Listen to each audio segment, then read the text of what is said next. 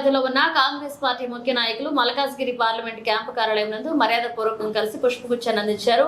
మా నియోజకవర్గాల్లో అన్ని వర్గాలను ఒకటిగా చేసి కలుపుకొని పోయి మంచి మనసున్న మహారాణి సునీతమ్మ గెలిపే లక్ష్యంగా పనిచేస్తామని దీపం వ్యక్తం చేశారు. సునీతమ్మ మాట్లాడుతూ మీ నియోజకవర్గాల్లో ఎటువంటి సమస్యలు ఉన్నా నా దృష్టికి తీసుకొస్తే తగిన చర్యలు తీసుకుని మీ నియోజకవర్గాల అభివృద్ధికి నా వంతు సహాయంగా పాటుపడతారని, ఏమైనా సమస్యలు ఉన్నా నా దృష్టికి తీసుకురాలని, మీ నియోజకవర్గాల్లో రాబోయే రోజుల్లో మంచి అభివృద్ధి కల్పిస్తామని భరోసా ఇచ్చారు.